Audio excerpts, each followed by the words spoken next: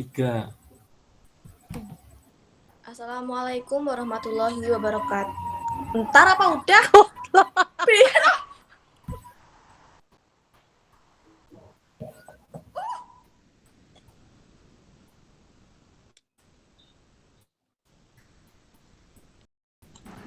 Assalamualaikum warahmatullahi wabarakatuh. Kita Apa sih?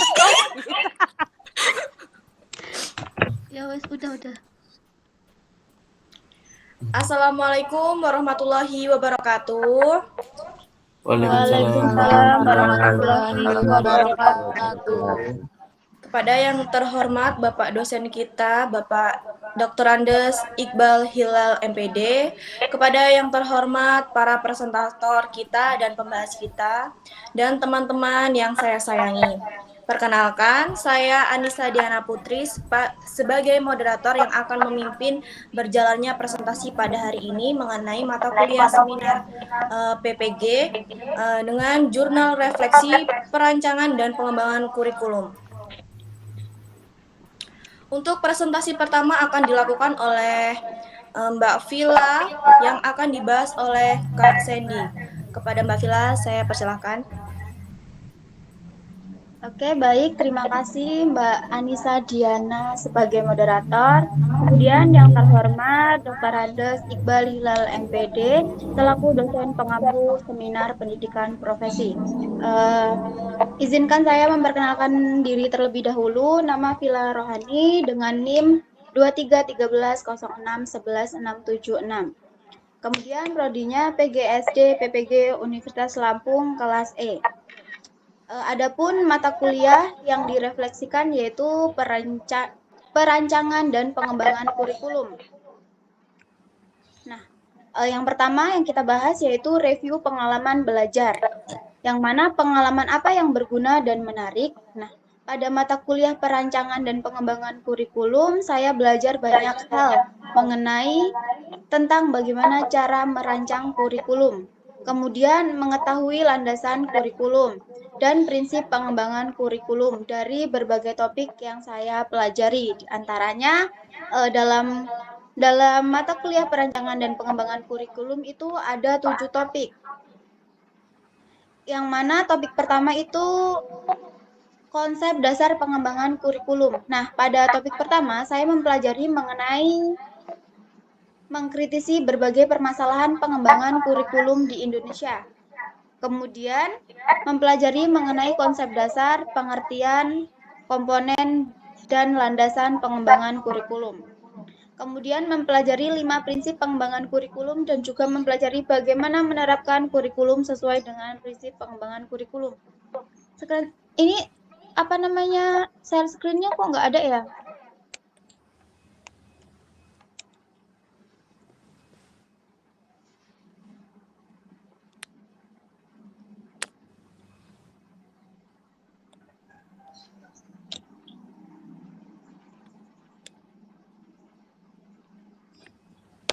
Kak Riko. Kak Riko?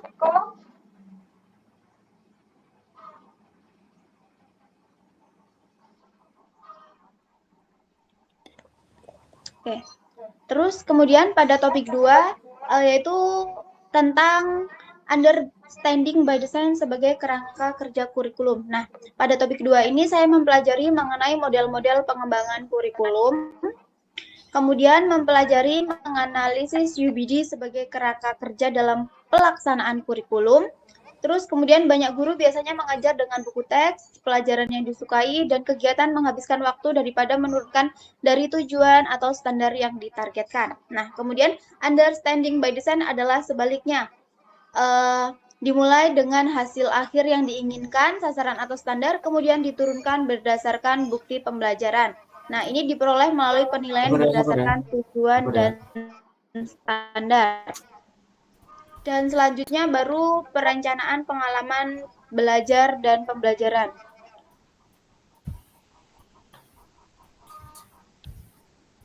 Kenapa Kak Riko? Sabar. Yaudah, aku lanjut aja ya teman-teman. Ya, nggak apa. Untuk share screen-nya atau enggak yang saya bagikan di grup. Oh, belum sih. Udah saya bagikan di grup belum sih? Bentar guys.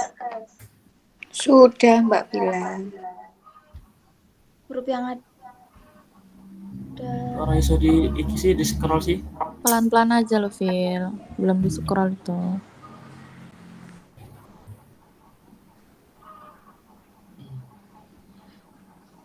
Udah oke Bang.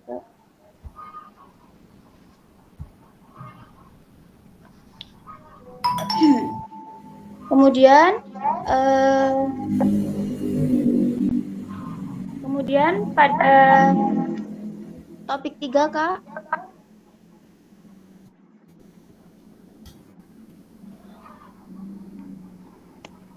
Kemudian pada topik 3 mempelajari tentang pemahaman sebagai capaian belajar UPD.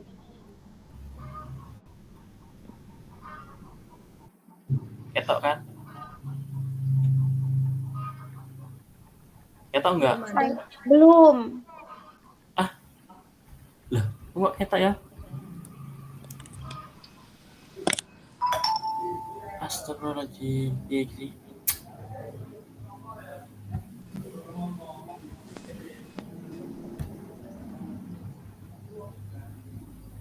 Ketok enggak?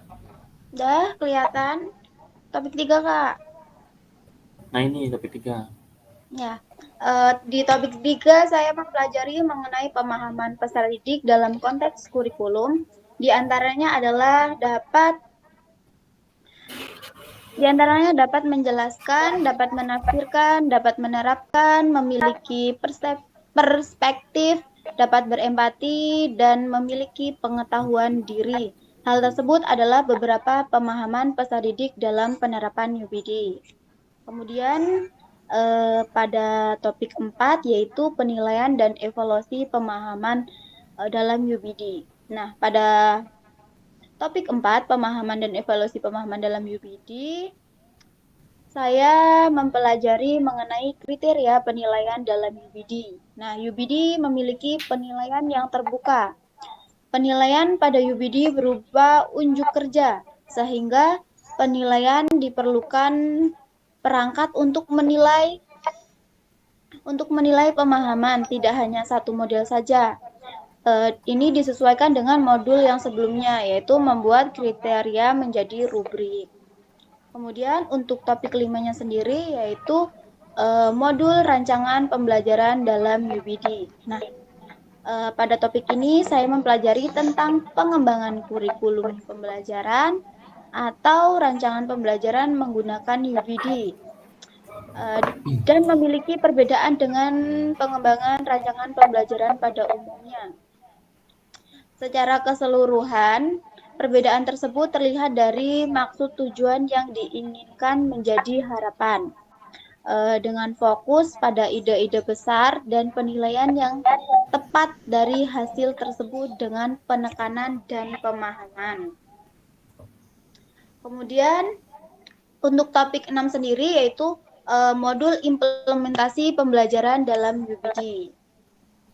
Agak bisa diatasin Kak? Oke. Pada topik 6 saya mempelajari tentang penerapan pembelajaran pada UPD, di antaranya perbedaan pembelajaran langsung dan terbimbing. Nah, pembelajaran langsung itu merupakan suatu model pengajaran yang bersifat teacher center atau berpusat pada guru. Nah, model ini ditujukan pula untuk membantu siswa mempelajari keterampilan dasar dan memperoleh informasi yang dapat diajarkan selangkah demi selangkah. Sedangkan model pembelajaran terbimbing adalah model pembelajaran yang dalam pelaksanaannya dimulai dengan suatu masalah yang akan dipecahkan oleh siswa. Nah, kemudian siswa dibimbing untuk menemukan cara terbaik dalam memecahkan masalah yang telah diberikan. Adapun topik terakhir pada mata kuliah perencanaan dan pengembangan kurikulum yaitu topik 7 yaitu problematika dan evaluasi UPD. Nah, pada topik 7 ini saya belajar mengenai problematika atau permasalahan ketika penerapan kerangka UBD di lembaga formal seperti guru, siswa, kepala sekolah, dan waka kurikulum. Kemudian untuk pertanyaan kedua yaitu pengalaman apa yang berguna tetapi kurang menarik. Nah, menurut saya pengalaman belajar yang berguna tetapi kurang menarik adalah ketika mendesain pembelajaran berbasis pertanyaan. Nah, salah satu aspek yang terus kemudian untuk yang berguna, aspek yang berguna dari UBD adalah pendekatan berbasis pertanyaan. Nah, pengalaman belajar ini melibatkan kemampuan untuk merancang pertanyaan yang mendorong pemikiran kritis dan reflektif. Kemudian memfasilitasi penemuan siswa dan menghubungkan konten pembelajaran dengan konteks dunia nyata. Kemudian untuk pertanyaan ketiga yaitu pengalaman belajar apa yang menarik tapi kurang berguna. Menurut saya pengalaman belajar yang menarik tetapi kurang berguna adalah ketika membandingkan dan mencari artikel dari beberapa sumber. Sebenarnya menurut saya yaitu adalah hal yang menarik karena kita akan diminta untuk membuat video perbandingan antara artikel tersebut dengan apa yang telah kita pelajari. Terus kemudian pengalaman belajar apa yang tidak menarik dan tidak berguna dalam konteks sebagai calon guru, menurut saya pengalaman belajar yang tidak menarik dan tidak berguna dalam konteks guru pada mata kuliah perencanaan pembangunan ini tidak ada, karena menurut saya semua materi menarik untuk bekal kita sebagai calon guru. Kemudian untuk refleksi pengalaman belajar, ada dua pertanyaan yaitu apa yang terjadi dan mengapa hal tersebut dapat terjadi. Nah, untuk yang pertama, apa yang telah terjadi pada mata kuliah perancangan dan pengembangan kurikulum, saya memilih topik 6, yaitu modul implementasi dalam perencanaan pembelajaran UBD. Menurut saya, perancangan pembelajaran UBD sangat penting ketika kita calon guru dalam menerapkan pembelajaran dengan desain mundur. Menarik karena tidak akan paham bagaimana merancang pembelajaran yang menarik, yaitu menentukan tujuan pembelajaran terlebih dahulu. Kemudian, mengapa hal tersebut dapat terjadi? Dengan memahami topik tersebut, saya sebagai calon guru dapat memahami bagaimana merancang pembelajaran dengan pendekatan UBD untuk peserta didik saya. Kemudian, untuk analisis artefak pembelajaran, artefak pembelajaran mana yang saya jadikan bukti dukung hasil refleksi pengalaman belajar. Nah, artefak merupakan bukti dokumentasi di mata kuliah yang sudah saya lalui seperti tugas-tugas mata kuliah. Nah, artefak pembelajaran yang saya jadikan bukti dukung hasil refleksi pengalaman belajar adalah pada topik 6, yaitu pada koneksi antar materi. Nah, dalam koneksi antar materi, kita mahasiswa diperintahkan untuk membuat media visual berupa infografis yang menjelaskan tentang implementasi UBD. Ini adalah link dari topik 6. Kemudian untuk yang kedua, mengapa artefak ini saya pilih? Artefak ini saya pilih karena saya dapat belajar bagaimana memperoleh secara kelompok mendemonstrasikan sumber lain yang terkait materi topik. Kemudian yang ketiga, bagaimana dari artefak ini yang mendukung hasil refleksi saya. Membuat infografis tersebut menjadi paham dan juga memperoleh berbagai sumber dan pengetahuan sehingga dapat menyimpulkan materi dari berbagai sudut pandang. Kemudian yang terakhir yaitu rumusan hasil refleksi yang berupa pembelajaran bermakna. Apabila saya mengajar atau membahas topik ini dengan mempertimbangkan prinsip pembelajaran bermakna yang berpusat kepada siswa, perubahan apa yang akan saya lakukan? dalam melaksanakan pembelajaran dan memperhatikan poin-poin penting yang terdapat di kurikulum UBD, terutama memberikan pembelajaran yang lebih bermakna, yakni dengan menjelaskan terkait apa tujuan pembelajaran pada hari itu. Selain itu, dikarenakan UBD merupakan konsep yang dipakai dalam kurikulum Merdeka, maka nantinya sebagai seorang guru profesional,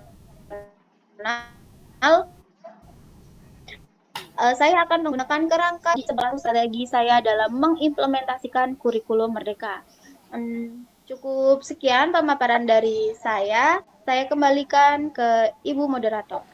Baik, teman-teman, itulah tadi sesi presentasi yang dilakukan oleh presentator kita yaitu Mbak Vila. Kemudian kita akan memasuki pada sesi pembahasan yang akan dibahas oleh Kak Sandy. Kepada Kak Sandy, saya persilakan. Ya, terima kasih untuk moderator. Perkenalkan, nama saya Cindy Zara Puspita. Saya di sini selaku pembahas dari Ibu Vila mengenai refleksi perancangan dan pengembangan kurikulum.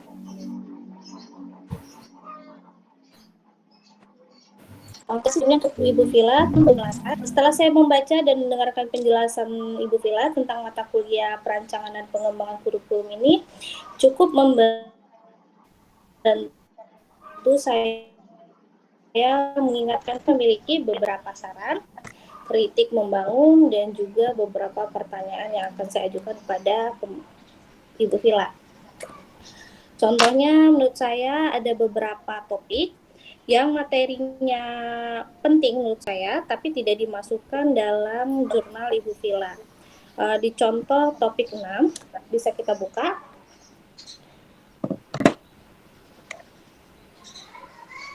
Ya, topik 6 itu ada modul implementasi pembelajaran dalam UBD. Di topik situ, Ibu Vila hanya menjelaskan tentang penerapan pembelajaran UBD seperti pembelajaran langsung dan juga pembelajaran terbimbing. Tapi ada topik yang penting seperti penggunaan konsep kriteria penilaian dengan menggunakan konsep where to, yang dimana konsep ini berguna untuk menentukan tingkat pemahaman siswa, terlebih konsep ini juga memperhatikan dari sudut pandang peserta didik itu sendiri. Nah, untuk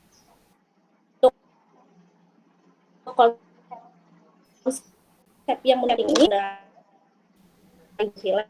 bisa jadi saran untuk selanjutnya pembuatan itu ada di topik 7. Di topik 7 itu subbabnya problematika dan evaluasi. Tentang mengenai problematika atau permasalahan ketika penerapan kerangka UBD di lembaga formal. Nah, seharusnya dijelaskan juga di jurnal itu, ketika ada problematika atau permasalahan itu pasti ada solusi. Jadi harusnya dimasukkan problematika yang terjadi, solusi yang didapatkan, lalu setelah ditentukan solusinya pasti ada evaluasi yang seperti di subbab itu kan ada evaluasi UBD. Tapi itu tidak dimasukkan di dalam materi jurnal. Mungkin itu sarannya. Lalu mungkin kritik yang membangun itu seperti penulisan untuk jurnal Bu Vila ini sebenarnya sudah bagus. Namun ada beberapa kata yang harus diperhatikan seperti penulisan untuk peningkatan kata UBD. Jadi harusnya U besar, B kecil, D besar. Itu ada beberapa kata yang penulisannya salah. Tolong diperhatikan ya Bu Vila. Iya, terima kasih. Lalu untuk setelah membaca sekilas tentang jurnalnya, sebenarnya ada beberapa pertanyaan yang pengen saya ajuin ke Ibu Vila. Boleh? Boleh? Ya. Untuk pertanyaan pertama kan dari tadi kita berbicara tentang kurikulum. Sebagaimana kita ketahui di Indonesia ini sudah mengalami perubahan kurikulum beberapa. Nah, Ibu Vila, mengapa di Indonesia kerap kali terjadi perubahan kurikulum? Dan menurut Ibu Vila, kurikulum yang ideal untuk Indonesia itu pertanyaan kedua atau ketiga, sesuai dengan map di bawah, bagian bawah refleksi penerapan UBD di paling bawah lagi. Nah, di rumusan hasil refleksif berupa pembelajaran bermakna ditanyakan perubahan apa yang akan saya lakukan. Di sini Bu Vila menjawab perubahan yang akan dilakukan yaitu pembelajaran yang memperhatikan poin-poin penting yang terdapat di kurikulum UBD. Nah, dalam merubah atau memperhatikan poin-poin yang ada dalam kurikulum itu, problematika apa yang dihadapi Ibu Vila di sekolah dalam penerapan kurikulum UBD? Saya itu aja pertanyaan Ibu Vila. Izin menjawab ya untuk ini. Untuk pertanyaan pertama itu kenapa sih di Indonesia sering terjadi perubahan kurikulum terus kemudian untuk pertanyaan kedua yaitu problematika apa saja yang dialami guru dalam penerapan UBD ya? Iya, benar. Untuk pertanyaan pertama, kenapa sih sering terjadi perubahan kurikulum di Indonesia? Di sini ada hal yang mempengaruhi perubahan kurikulum di Indonesia. Yang pertama yaitu dinamika politik dan sosial, di mana pemerintahan kita itu kan sering berganti-ganti. Makanya sehingga dari pemerintah itu merubah ini visi dan misinya, sehingga menyebabkan perubahan kurikulum. Dan kemudian yang kedua yaitu dengan berkembangnya iptek, jadi pengetahuan dan teknologi ini juga harus diimbangi dengan penyelesaian kurikulum. Terus kemudian kebutuhan masyarakat. Nah, kurikulum itu juga harus relevan dengan kebutuhan masyarakat dan dunia kerja.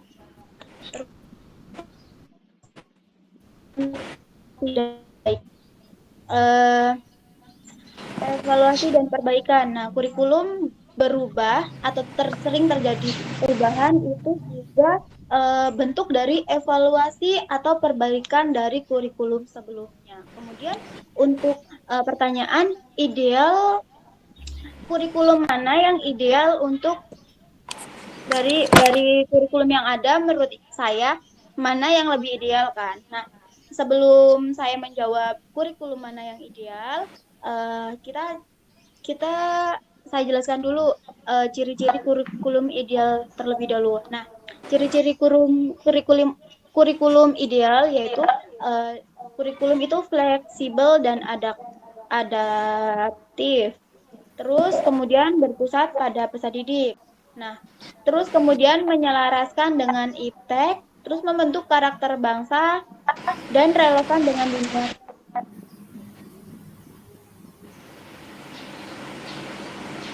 Konsultasi dan partisipasi.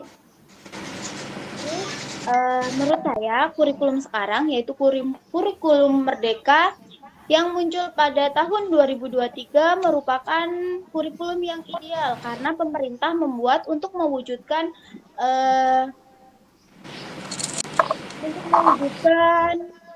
pembelajaran yang berpusat pada peserta didik, dan kurikulum merdeka ini juga bersifat fleksibel, adaptif, relevan dan dengan kebutuhan zaman dan mengikuti perkembangan iptek. Terus untuk pertanyaan pertama cukup Ibu Sandy? Cukup. Terus untuk pertanyaan kedua yaitu problematika yang dihadapi guru dalam penerapan UBD. Nah, jadi dalam problematika penerapan UBD ini juga sering kali banyak sekali problematikanya. Di antara yaitu guru atau pemahaman guru terhadap UBD itu masih kurang. Terus waktu yang terbatas untuk merancang pembelajaran UBD. Terus kurangnya dukungan dari pihak sekolah, kemudian kesulitan dalam penilaian pemahaman siswa, kemudian kebiasaan mengajar guru yang terpaku pada metode tradisional itu juga merupakan problematika dari penerapan UBD. Kemudian keterbatasan sumber belajar terkait UBD, kemudian perbedaan tingkat kemampuan peserta didik, terus kemudian keterbatasan sarana dan prasarana yang dimiliki sekolah. Nah, solusi apa sih yang dapat kita lakukan untuk mengatasi problematika tersebut? Nah, adapun kesulitannya yaitu seharusnya ada yang namanya pelatihan guru tentang UBD, maksudnya di situ pelatihan yang berisi di dalamnya pengenalan tentang UBD, apa itu UBD itu berisi tentang apa, kayak gitu. Jadi harus ada pelatihan khusus tentang UBD. Terus kemudian dukungan waktu, sumber daya, dan sarana prasarana. Jadi selain waktu, sekolah juga harus mendukung dari sumber dayanya dan sarana prasarana. Terus komunitas belajar bagi guru yang menerapkan UBD. Jadi harus ada komunitas di mana komunitas tersebut berisikan guru-guru yang menerapkan penerapkan UBD. Terus kemudian pengembangan sumber belajar terkait UBD. Terus kemudian kerjasama antara guru, kepala sekolah, dan pengawas sekolah. Nah, jadi penerapan UBD itu sendiri itu membutuhkan komitmen dan kerjasama dari semua pihak. Jadi UBD itu tidak bisa serta-merta kita jalankan sendiri. Jadi harus ada kerjasama dalam semua pihak. Baik Ibu Vila, kata Ibu Vila tadi untuk penerapan UBD harusnya ada komunitas kan? Sepemahaman Ibu Vila di Metro sendiri ada tidak komunitas untuk itu? Kalau untuk UBD sendiri, memang setahu saya di Indonesia itu belum diterapkan UBD sih. Apalagi di Metro. Di Metro itu belum ada yang namanya pembelajaran yang berbasis UBD juga. Jadi belum ada. Kita masih mengenalkan apa itu UBD, cuma mengenal untuk understanding berdesain aja gitu aja. Jadi pembelajaran yang sudah terdesain terlebih dahulu. Kalau untuk penerapan itu belum ada. Atau teman-teman yang lain di sekolah lainnya udah ini ada yang menerapin pembelajaran UBD?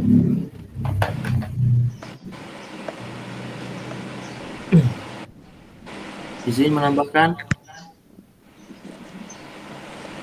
Ya. Halo. Halo, iya Kak. Hai. Silakan Kak Riko. Izin menambahkan Kak Vila ya. Terkait pembelajaran UBD, itu di sekolah kami di SD 11 Meter Pusat, itu baru akan melaksanakan pembelajaran UBD. Kenapa ingin melaksanakan itu? Karena di tanggal 10 kemarin, tanggal 10 sampai 11, itu guru mengadakan IHT. IHT itu adalah suatu pengembangan dari pembelajaran kurikulum merdeka. Jadi dalam guru menelaah modul ajar kurikulum merdeka untuk diimplementasikan di pembelajaran di tahun ini 2024-2025 seperti itu. Jadi dalam IHT itu semua guru itu ditekankan untuk bisa mewujudkan pembelajaran yang berpusat kepada peserta didik. Lalu dalam modul tersebut juga menggunakan teknologi-teknologi yang berkemajuan. Jadi tidak hanya sebagai memakai LKPD biasa seperti yang dicetak atau di print. Jadi guru-guru tersebut diajarkan untuk menggunakan media ajar seperti menggunakan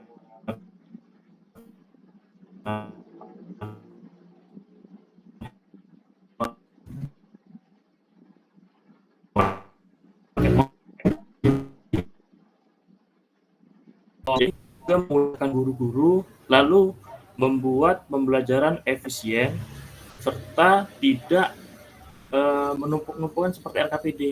Jadi begitu kalau misalkan kita memakai LKPD kan di print itu kan pastinya selesai dari situ udah menumpuk-numpuk LPD. Jadi kalau misalkan dia memakai web ataupun ya teknologi yang berkemajuan, itu tidak ada seperti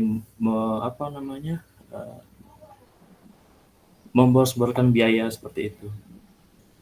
Ya, cukup sekian. Terima kasih. Oke. Terima kasih Kak Riko atas tambahannya.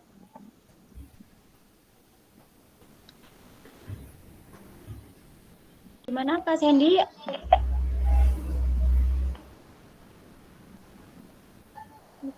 Mic-nya Ini belum nyala Kak Sandy. belum nyala. Cukup.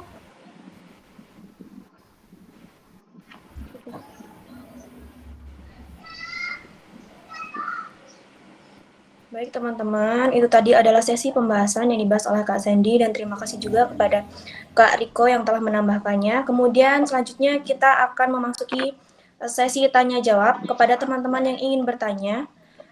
Boleh angkat tangan. Baik, Mbak Anggun. Saya persilakan. Baik, terima kasih moderator, tapi cuma kayak sedikit meluruskan pemahaman kita bersama, bahwasanya kita jangan melupakan konsep UBD. Masih ingat kan teman-teman, jadi UBD itu kan menggunakan backward design atau desain mundur ya. Yang pertama itu kita menentukan tujuan pembelajaran, terus yang kedua menentukan penilaian, dan yang ketiga adalah menentukan langkah-langkah pembelajaran. Yang pada dasarnya, konsep UBD itu sebenarnya tanpa kita sadari memang sudah ada dalam modul-modul yang kita terapkan. Ya kan, pasti di dalam modul ajar itu ada tujuan pembelajaran, ada assessment, ada langkah-langkah pembelajaran. Mungkin kenapa bisa dikatakan masih baru di Indonesia, mungkin karena penerapan gitu. Jadi tadi bahwasanya kalau UBD belum diterapkan di Indonesia mungkin itu kurang pas gitu lah ya istilahnya. Jadi mungkin lebih meluruskan pemahaman kita bersama aja bahwasanya ternyata UBD itu konsepnya sudah kita terapkan, cuma yaitu namanya dan penataan atau tata letaknya itu mungkin lebih berbeda gitu. Jadi mungkin itu aja sih Mbak Vila dan teman-teman. Terima kasih sebelumnya. Terima kasih Mbak Anggun. Kemudian untuk yang ingin bertanya lagi, saya persilahkan. Mbak Dwi, silakan. Baik, perkenalkan nama saya Dwi Fatma Fitri, izin bertanya kepada Ibu Pila selaku pemateri pertama hari ini. Yang ingin saya tanyakan adalah pada poin kedua, pada pengalaman belajar yang berguna tetapi kurang menarik.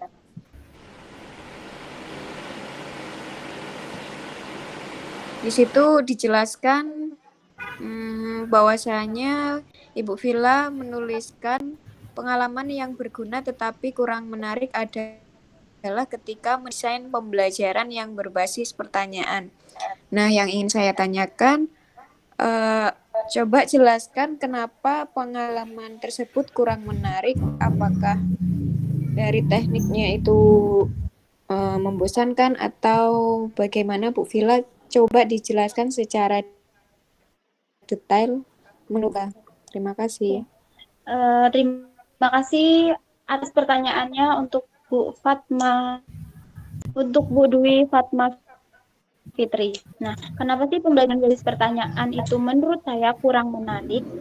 Karena pembelajaran berbasis pertanyaan itu membutuhkan banyak waktu, di mana kita harus mendesain pertanyaan yang dapat mengacu pada berpikir kritis peserta didik. Kemudian untuk yang kedua yaitu pembelajaran berbasis pertanyaan ini juga tidak bisa digunakan dalam semua fase pembelajaran, di mana misalnya siswa kelas 1 kalau kita bertanya kadang kan dia itu ya gimana ya, dia tidak tahu maksud atas pertanyaan kita gitu. Terus kemudian pembelajaran berbasis pertanyaan ini juga tidak cocok untuk semua mapel. Terus kemudian Tetapi kan saya di situ menggarisbawahi bahwasannya berbasis pembelajaran berbasis pertanyaan itu kurang menarik, tetapi tetap berguna ya, tetap berguna. Nah, bergunanya kenapa? Dalam pembelajaran berbasis pertanyaan ini, kita itu tuh dapat membantu peserta didik berpikir secara kritis. Terus kemudian dapat melibatkan peserta didik dalam dia menemukan atau menghubungkan konteks pembelajaran dengan kenyataannya. Cukup, Bu Fatma, jawaban dari saya. Baik, terima kasih Bu Villa. Saya rasa sudah cukup dari pada Bu Villa. Oke.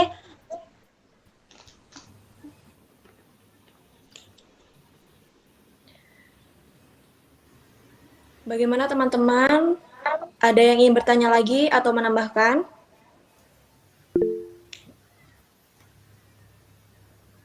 Mbak Dwi Rahayu. Ya, baik. Perkenalkan, nama saya Dwi Rahayuning Pentasari. Saya ingin bertanya kepada Ibu Villa mengenai poin 3 yang tentang pengalaman belajar apa yang menarik tapi kurang berguna. Nah, di sini Ibu Villa menuliskan pengalaman belajar yang menarik tetapi kurang berguna itu ketika membandingkan dan mencari beberapa sumber. Nah, kenapa Bu Villa bisa berpendapat seperti itu?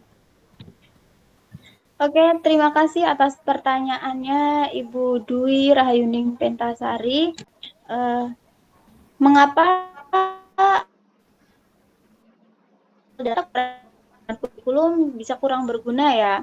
Karena menurut saya, mencari dan menyamakan artikel dapat mengalihkan fokus kita dari tujuan utama mata kuliah ini, yaitu merancang dan mengembangkan kurikulum yang efektif. Kemudian dapat terjadi mahasiswa terlalu terpaku pada untuk mencari artikel tersebut dan menyamakan semua informasi yang ditemukan tanpa melakukan analisis kritis dan refleksif terhadap informasi tersebut. Jadi dalam mencari yang sesuai itu kita tuh jarang sekali menganalisis terlebih dahulu. Kita carinya cuma yang penting sesuai, udah kayak gitu. Terus kemudian juga itu kan sudah kadangan bertahun-tahun dan itu kadang tidak relevan dengan konteks pembelajaran atau pendidikan yang sekarang. Bagaimana Mbak Dwi? Baik, terima kasih Bu Villa atas jawabannya. Oke, sama-sama Ibu Dwi.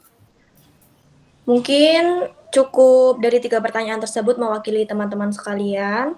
Karena Bapak Iqbal tidak hadir pada pagi hari ini, kita akan melanjutkan presentasi yang kedua yang dilanjutkan oleh Mas Nur Hidayat. Kepada Mas Nur Hidayat, saya persilakan.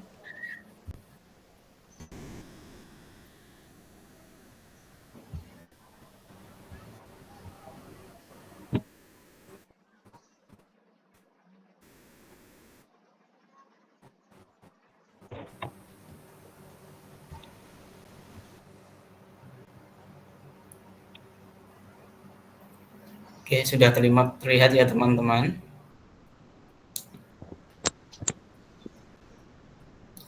Oke, terima kasih. Assalamualaikum warahmatullahi wabarakatuh.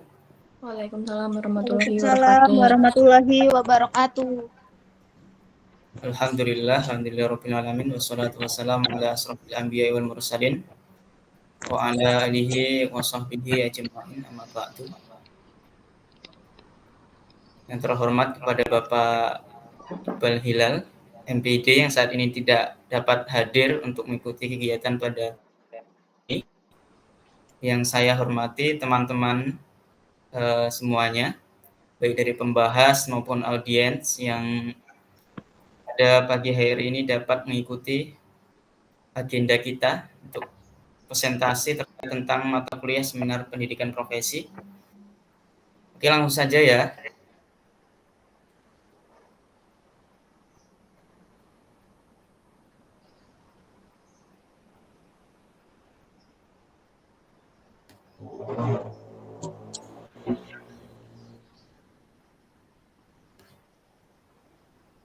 Langsung saja.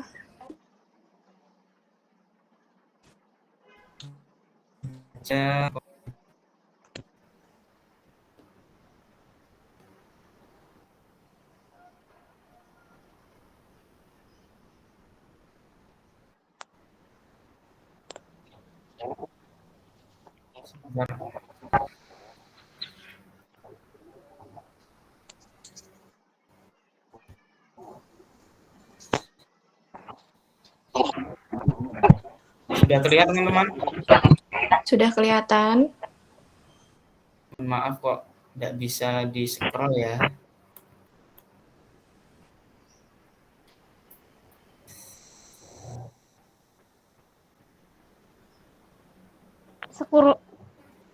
Scrollnya itu di luar dari situ. Kamu jangan di di apa namanya?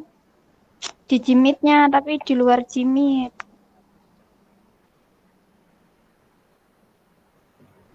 Scrollnya.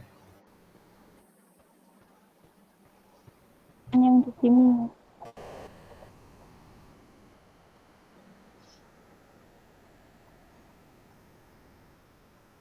Mohon maaf kok tetap nggak bisa ya, tidak muncul ya. Oke, mohon maaf atas kendala teknisnya teman-teman. Untuk Sudah bisa belum, Mas? Coba Mas, saya aja Mas yang ini Mas yang share screen Mas. baik, terima kasih Mas. Stop dulu ya.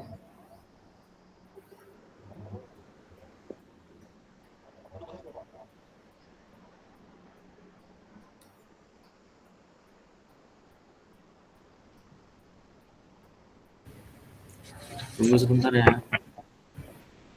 Baik Mas, baik Pak.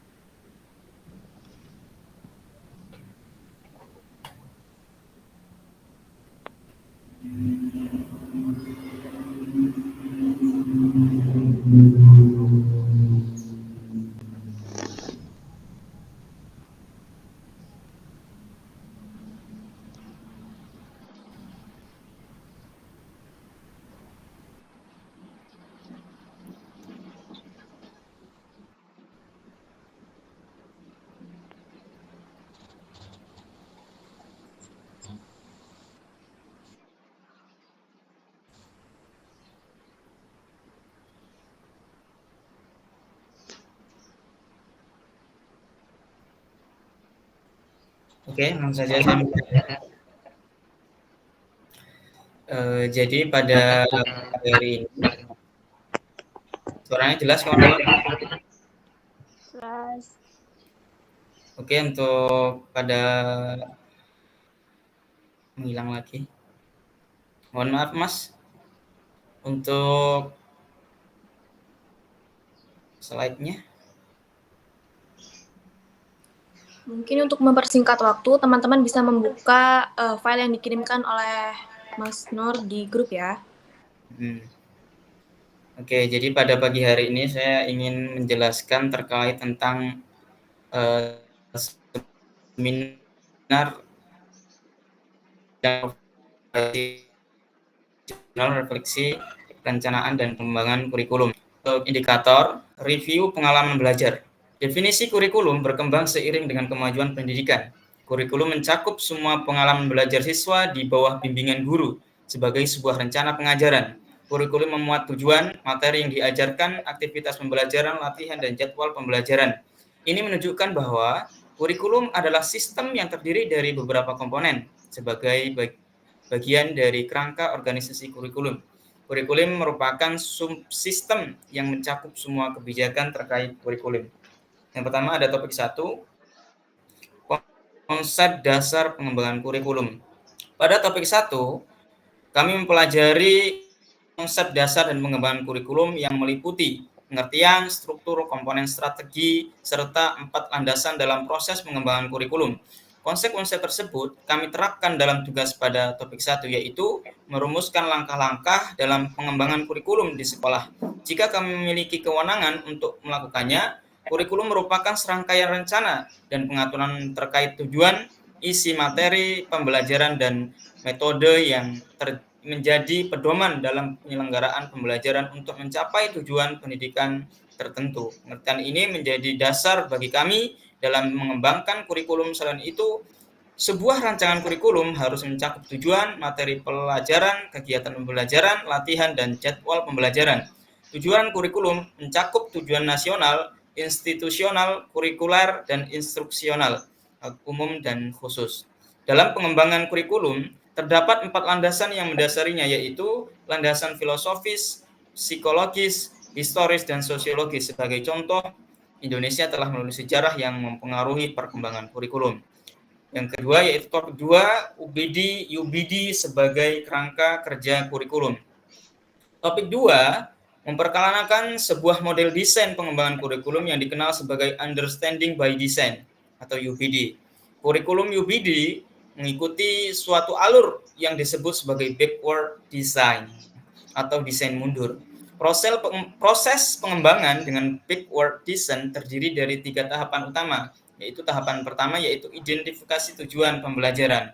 Pada tahap ini, tujuan pembelajaran yang telah ditetapkan oleh kurikulum nasional dipertimbangkan sambil meninjau harapan dari kurikulum itu sendiri. Prioritas pembelajaran ditetapkan dengan memperhatikan pencapaian jangka panjang.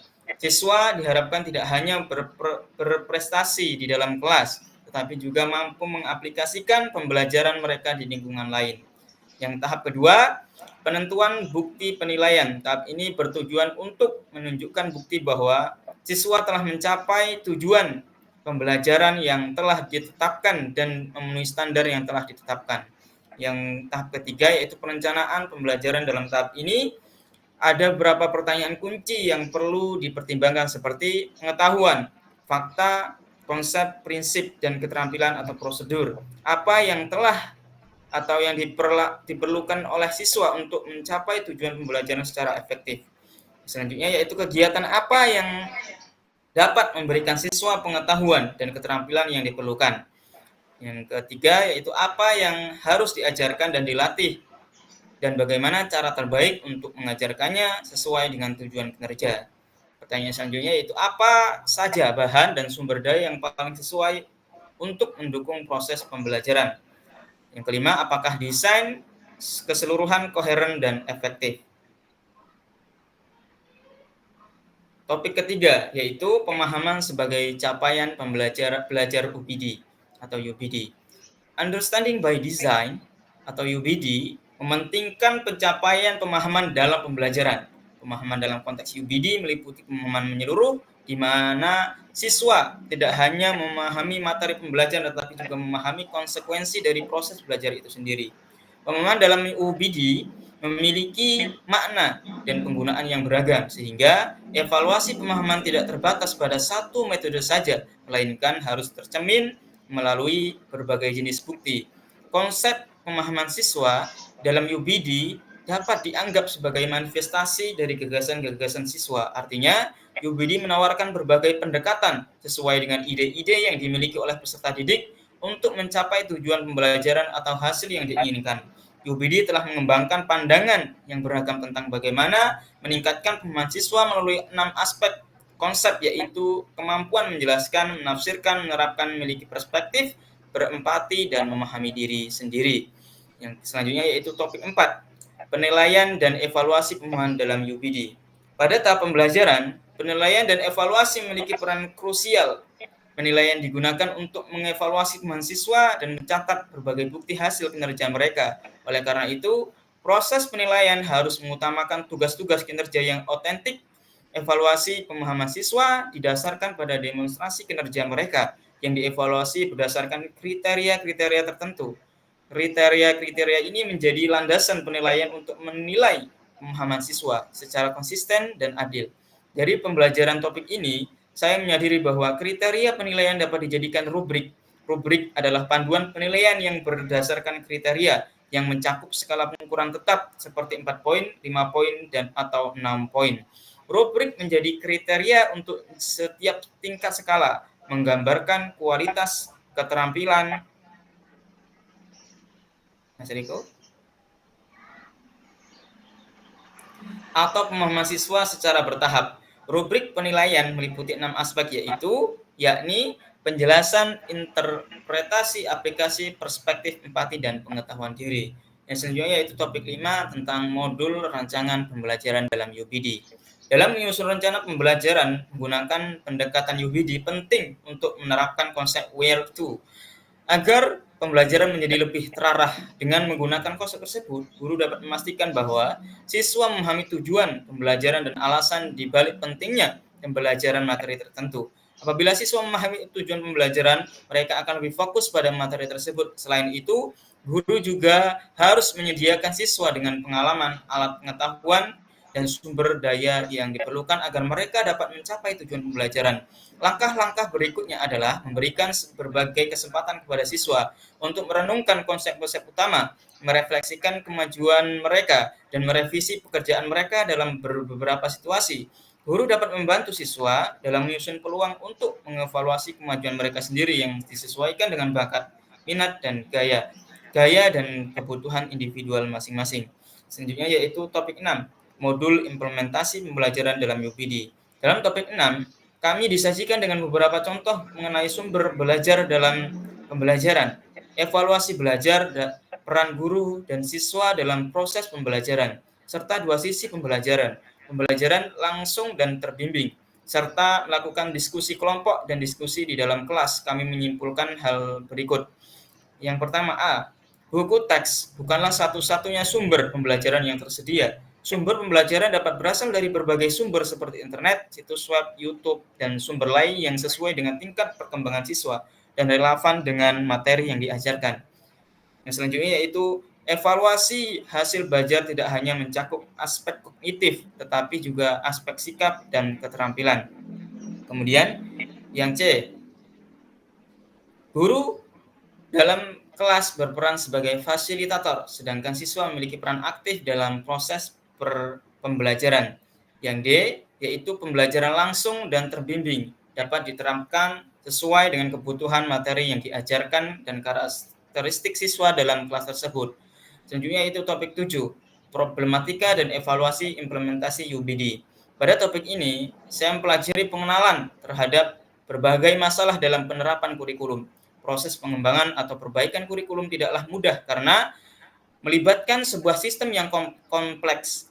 Setelah memahami proses UPD, yang ditekankan bukanlah penyempurnaan desainnya, tetapi lebih pada kejelasan hasil pembelajaran siswa, di mana siswa memahami tujuan pembelajaran dan bagaimana menerapkannya dalam kehidupan sehari-hari. Selama ini, siswa hanya diberikan informasi mengenai materi apa yang akan dipelajari. Materi tersebut disajikan dalam beberapa bab di buku teks dan harus diselesaikan dalam jangka waktu tertentu. Selanjutnya, siswa diuji melalui berbagai tes untuk menunjukkan pencapaian tujuan pembelajaran. Hal ini merupakan tantangan bagi guru di Indonesia. Bagaimana mengintegrasikan kerangka UPD ke dalam kurikulum yang sudah ada. Banyak guru mengharapkan adanya template dan format yang jelas, padahal pembelajaran harus disesuaikan dengan kebutuhan masing-masing siswa. Meskipun akan ada berbagai masalah yang muncul, guru harus berpikir kreatif agar siswa dapat berkembang sesuai dengan tuntutan zaman. Oleh karena itu, evaluasi menjadi penting setelah penerapan UPD. Tentunya itu pertanyaan pemantik, yaitu yang pertama, pengalaman belajar apa yang berguna dan menarik. Pengalaman belajar yang berguna dan menarik adalah ketika mengerjakan ruang kolaborasi di topik 1. Salah satu pengalaman belajar yang berguna ketika berkelompok adalah kemampuan untuk berkolaborasi dengan anggota kelompok lainnya. Dalam pembelajaran melalui YouTube, anggota kelompok dapat berdiskusi tentang materi yang dipelajari, bentuk pemikiran, serta saling memberikan pemahaman yang berbeda-beda. Diskusi semacam ini dapat membantu memperdalam pemahaman materi dan melihat sudut pandang dari berbagai anggota kelompok. Pembelajaran tentang prinsip pengembangan kurikulum diilustrasikan dengan analogi pembangunan rumah. Penggunaan analogi semacam ini dapat membuat materi menjadi lebih menarik dan mudah dipahami, sehingga anggota kelompok dapat memahaminya dengan lebih baik. Kemudian, yang kedua, pengalaman belajar apa yang berguna tetapi kurang menarik? Pengalaman belajar yang berguna tetapi kurang menarik adalah ketika mempelajari tentang teori-teori pendidikan, seperti prinsip pengembangan kurikulum. Sangat penting untuk memahami dasar-dasar pendidikan. Memahami teori-teori ini membantu memperkuat landasan pengetahuan tentang bagaimana kurikulum dibangun dan dikembangkan untuk mencapai tujuan pendidikan. Teori-teori pendidikan seringkali dapat diilustrasikan dengan contoh konkret atau menggunakan media pembelajaran untuk memahami konsep-konsep yang kompleks. Karena ketika materi hanya disampaikan dalam bentuk dokumen yang berbasis teks atau tanpa adanya penggunaan media pembelajaran memadai, hal ini dapat membuat pengalaman belajar menjadi sulit dipahami dan kurang menarik. Kemudian yang ketiga yaitu pengalaman belajar apa yang menarik tetapi kurang berguna? Pengalaman belajar yang berguna tetapi kurang menarik adalah ketika saya terlalu fokus pada aspek secara visual atau konseptual, tetapi kurang memperhatikan kegunaan dari materi tersebut dalam kehidupan nyata. Misalnya, saya menemukan konsep-konsep yang dijelaskan dalam Understanding by Design atau UBD menarik karena kompleksitasnya atau karena konsep-konsep tersebut bermanfaat dan menarik. Namun, jika saya tidak memahami bagaimana konsep-konsep tersebut dapat diterapkan dalam kehidupan sehari-hari atau dalam situasi belajar yang sungguhnya, maka pengalaman belajar tersebut menjadi kurang berguna. Kemudian, yang keempat, pengalaman belajar apa yang tidak menarik dan tidak berguna dalam konteks sebagai calon guru? Pengalaman belajar tidak ada yang tidak menarik dan tidak berguna dalam konteks sebagai calon guru, karena setiap topik memberikan wawasan dan keterampilan yang berharga dalam mempersiapkan diri sebagai pendidik. Meskipun ada beberapa topik yang mungkin terasa kurang menarik atau secara langsung dapat diterangkan, namun setiap pembelajaran memberikan kontribusi dalam memperluas pemahaman dan kesiapan saya sebagai seorang guru yang adaptif dan berpengetahuan luas. Dalam konteks pendidikan, setiap pengalaman belajar memiliki nilai relevansi yang berbeda bagi perkembangan profesionalisme kita sebagai pendidik. Kemudian yaitu indikatornya yaitu refleksi pengalaman belajar. Apa yang telah terjadi? Berdasarkan pengalaman saya belajar pada mata kuliah perancangan dan pengembangan kurikulum, khususnya dalam konteks Understanding by Design, saya berpendapat bahwa mata kuliah ini penting karena mengajak saya memahami konsep dasar kurikulum dan tata pengembangan pembelajaran dengan pendekatan backward design. Saya mengakui bahwa memahami konsep UBD membantu saya menyusun pembelajaran dengan lebih terarah karena menetapkan tujuan terlebih dahulu sebelum merancang konten pembelajaran. Yang kedua yaitu mengapa hal tersebut dapat terjadi. Pengalaman ini dapat terjadi karena kesadaran akan pentingnya pembelajaran yang terstruktur dan terarah. Dalam pengembangan kurikulum, mata kuliah tersebut memberikan pemahaman yang mendalam tentang bagaimana mendesain pembelajaran yang terfokus pada pemahaman siswa, bukan hanya pada penyerapan informasi semata. Selain itu, pentingnya penerapan konsep UBD juga terkait dengan upaya memahami dan mengimplementasikan kurikulum merdeka yang mengadopsi pendekatan serupa, memulai berbagai strategi pembelajaran seperti penjelasan dari dosen, pemaparan kelompok, dan literatur sosial media. Saya dapat menggali lebih dalam konsep UBD dan menerapkannya dalam konteks pembelajaran yang lebih luas. Hal ini memberikan kesempatan bagi saya untuk meningkatkan pemahaman, keterampilan berpikir kritis dan kemampuan dalam membandingkan dan menganalisis berbagai perspektif. Kemudian yaitu analisis artefak pembelajaran. Pertama, artefak pembelajaran mana yang dapat saya jadikan bukti dukung hasil refleksi pengalaman belajar? Artefak pembelajaran yang dapat saya jadikan bukti dukung hasil refleksi pengalaman belajar adalah hasil pekerjaan saya terkait topik 1. Koneksi antar materi, pengembangan kurikulum. Artefak ini mencakup pemahaman saya tentang struktur kurikulum, komponen strategi, serta landasan filosofis, psikologis, historis, dan sosiologis. Dalam pengembangan kurikulum, berikut ini adalah Google Drive yang saya sediakan. Itu ya teman-teman, dapat dibuka. Oke, selanjutnya yaitu mengapa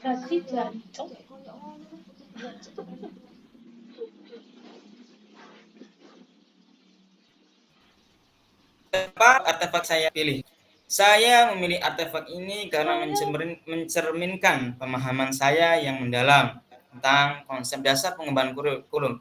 Artefak ini merupakan hasil dari proses pembelajaran yang saya alami, di mana saya telah belajar secara menyeluruh tentang struktur kurikulum, pentingnya memahami kebutuhan siswa, serta hubungan antara kurikulum dengan konteks sosial, budaya, dan sejarah.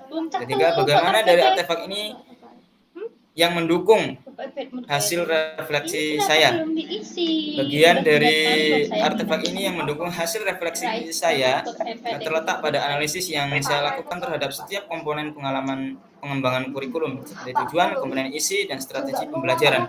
Selain itu, pemahaman saya tentang landasan filosofis, psikologis, historis, dan sosiologis dalam pengembangan kurikulum juga tercermin dalam artefak tersebut. Dengan mengacu pada pemahaman ini, saya dapat mengetahui bagaimana konsep tersebut dapat diaplikasikan dalam konteks pembelajaran sebenarnya. Kemudian, rumusan hasil refleksi berupa pembelajaran bermakna. Apabila saya mengajar atau membahas topik ini dengan mempertimbangkan prinsip pembelajaran bermakna yang berpusat kepada siswa, perubahan apa yang akan saya lakukan? Jika saya mengajar atau membahas topik ini dengan mempertimbangkan prinsip pembelajaran bermakna yang berpusat pada siswa, saya akan lebih fokus pada interaksi aktif antara siswa dan materi pembelajaran. Saya akan menggunakan pendekatan yang memungkinkan siswa untuk terlibat langsung dalam merancang kurikulum. Misalnya, dengan memberikan proyek-proyek yang memungkinkan mereka untuk menerapkan konsep understanding by design.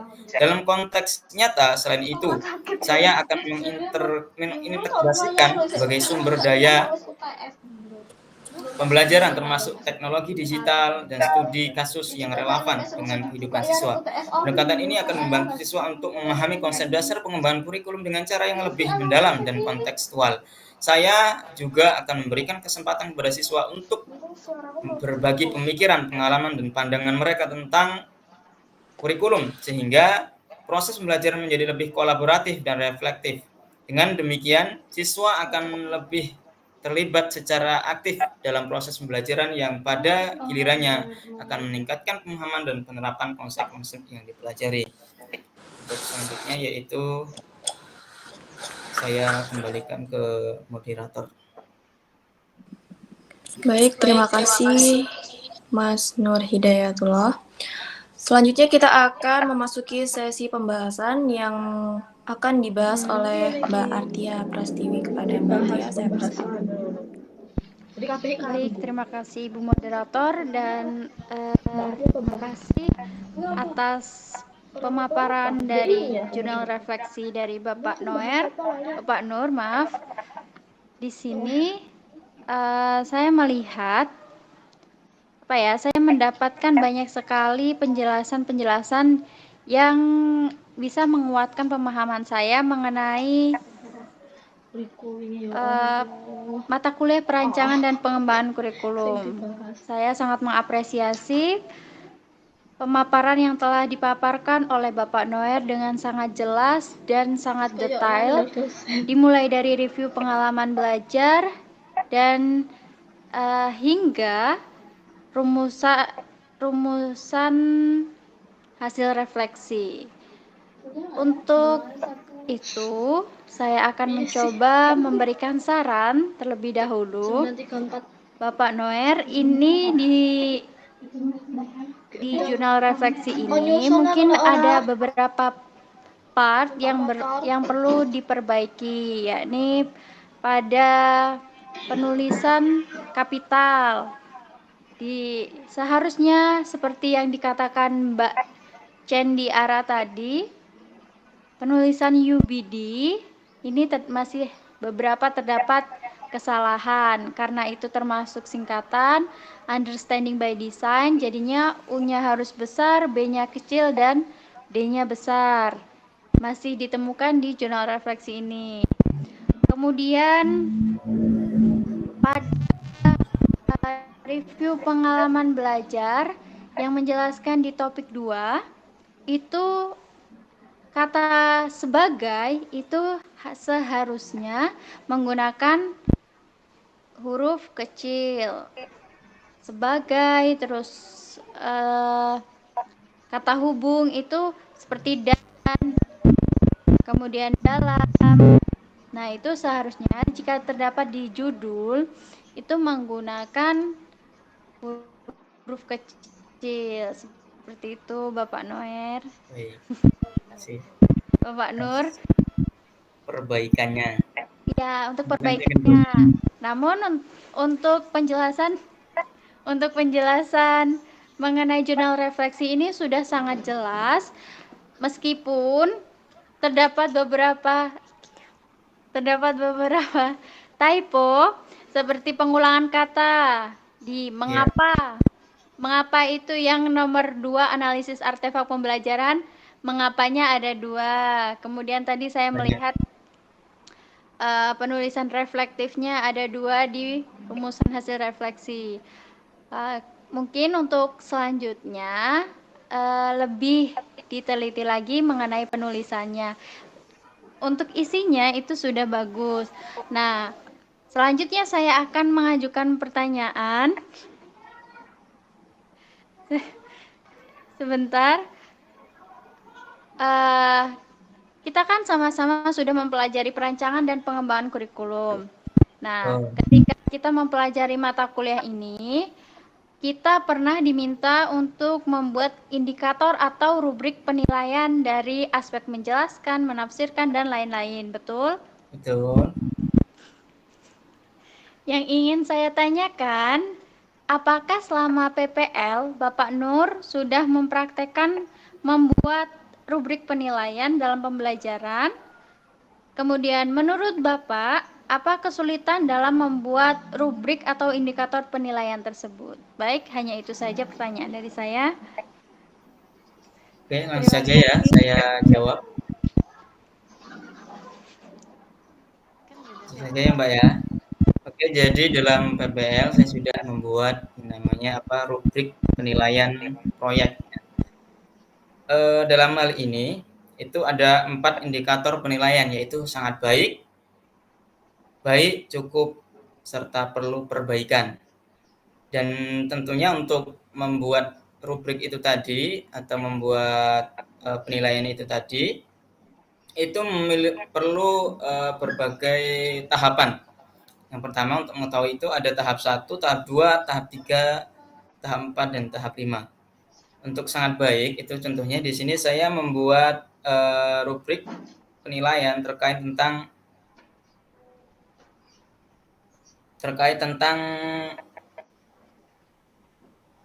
bagian tubuh tumbuhan di mata pelajaran IPAS kelas 2 tentang fotosintesis, proses paling penting di bumi, kemudian perkembangbiakan tumbuhan, serta penyebaran biji. Nah, untuk tahap 1, untuk indikator sangat baik itu merawat tanaman secara mandiri dan menunjukkan tanggung jawab, melakukan pengamatan dan mengisi jurnal secara mandiri tanpa diingatkan. Itu yang sangat baik tahap 1-nya.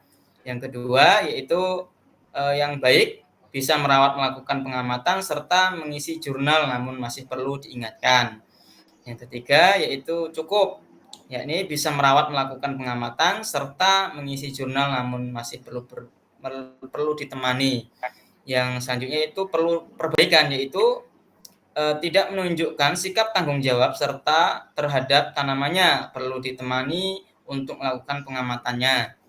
Yang selanjutnya itu pada tahap 2, itu yang sangat baik tadi, menjawab disertai dengan alasan yang logis. Yang kedua, yaitu baik menjawab tentang benar namun tidak menyertai alasan yang kuat. Yang ketiga, cukup ada 1-2 kesalahan. Yang keempat yaitu perlu perbaikan lebih dari 2 kesalahan. Untuk selanjutnya yaitu pada tahap 3, untuk membuat 2 diagram garis, memberikan hasil analisis mengenai kondisi kedua pot, mengaitkan kondisi kedua pot dengan proses fotosintesis yang sangat baik tadi. Yang selanjutnya itu baik memenuhi 2 kriteria yang diharapkan. Yang cukup memenuhi 1 kriteria yang diharapkan. Yang perlu perbaikan seluruh kriteria tidak terpenuhi. Yang selanjutnya itu tahap 4. Mampu melakukan refleksi secara mandiri, mengaitkan dengan kelebihan dan pengalaman, serta bisa mengaitkan pembelajaran ke dalam sikap sehari-hari. Untuk baiknya bisa melakukan refleksi dengan bimbingan untuk 1-2. Yang cukupnya bisa melakukan refleksi dengan bimbingan untuk 3-4. Sehingga perlu perbaikan, melakukan refleksi dengan bimbingan untuk semua pertanyaan.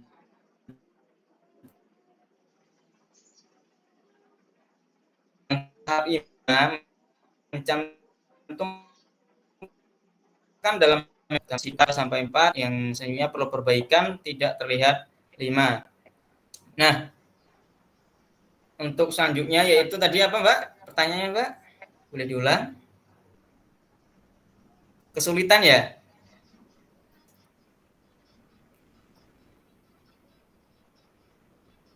Oke, jadi untuk kesulitannya yaitu dalam membuat indikator penilaian, yaitu untuk kesulitannya yaitu sesuai dengan tujuan pembelajaran, itu sulitnya menyesuaikan dengan tujuan pembelajarannya.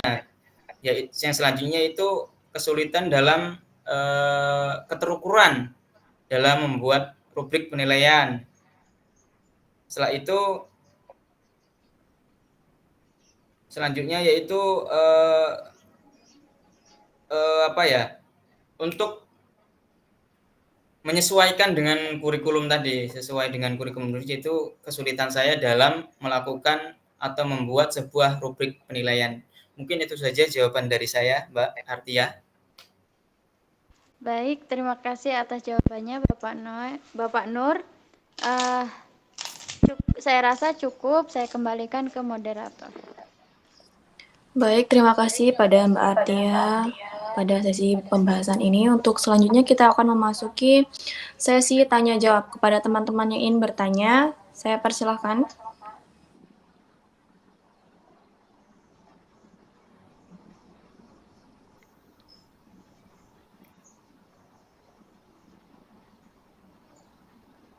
Saya ulangi kembali kepada teman-teman yang ingin bertanya, saya persilahkan, silakan angkat tangan.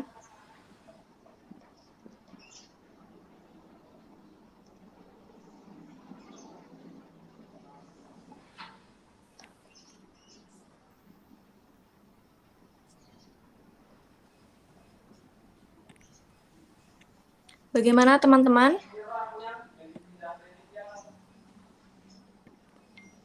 Cukup. Sepertinya tidak ada, Mbak Anissa. Mungkin penjelasan dari Mas Nur Hidayat sudah sangat jelas ya teman-teman, karena Bapak Iqbal tidak hadir pada pagi hari ini. Mungkin dicukupkan saja ya. Ya Mbak, iya Ibu Moderator. Ya, Mungkin itu saja presentasi pada pagi hari ini. Kepada teman-teman semua yang telah berpartisipasi pada presentasi pagi hari ini, saya ucapkan terima kasih. Saya sebagai moderator memohon maaf apabila ada salah kata. Saya akhiri, wassalamualaikum warahmatullahi wabarakatuh. Waalaikumsalam warahmatullahi wabarakatuh.